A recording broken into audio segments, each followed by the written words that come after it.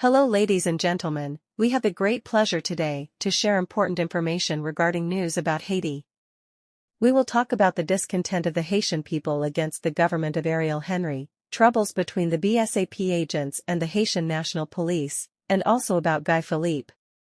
Wednesday, February 7, 2024, is the date on which Prime Minister Ariel Henry was supposed to step down, according to an agreement signed by himself on December 21, 2022.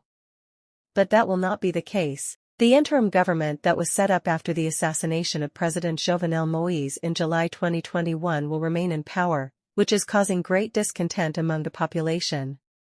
On Tuesday, protests took place all over the country, and this of course made headlines this morning. Port-au-Prince, Ouanaminthe, Gonaive, Hinche, and Cap-Haïtien. In the main cities of the country, demonstrators demanded the departure of the Prime Minister. Tensions were high with clashes between police and protesters in Cap-Haïtien, as reported by Le Nouveliste, or the armed attack on a police station in Ouanaminthe, which resulted in one death. Ouanaminthe in turmoil, headlines the newspaper Gazette Haiti. According to the Daily, agents of the BSAP, a brigade originally created to protect forests, but which has turned into an armed militia, paraded in Port-au-Prince, a real show of force, writes Gazette Haiti. The presence of Guy Philippe causes panic and curiosity.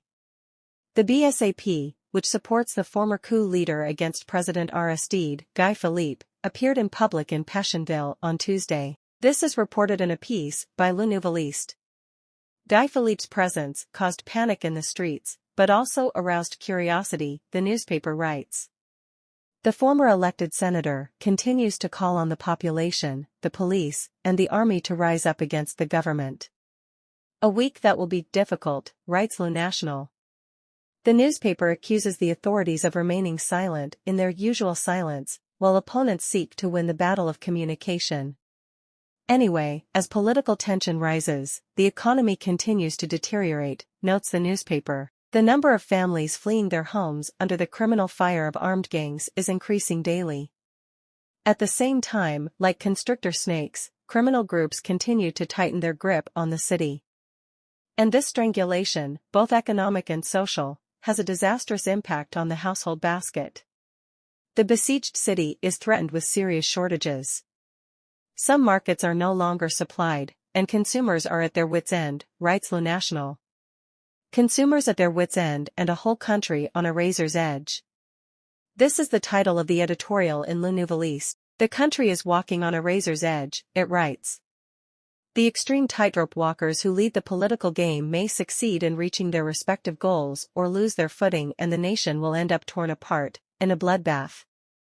This February 7, 2024, the country is caught between an ineffective government and proposals that are not too clear. February promises to be dramatic if everyone does not start seeking the best for the country, for the nation.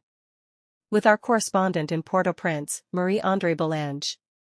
Strikes, protests, roadblocks. The Haitian capital and some regions of Haiti have been experiencing a series of anti-government mobilizations for a few days.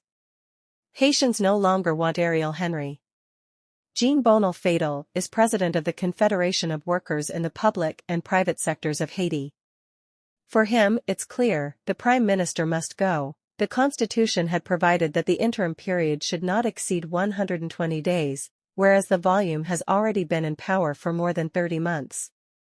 The Constitution did not foresee such a scenario.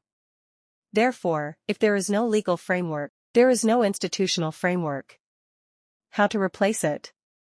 First, through a consensus, through a political agreement.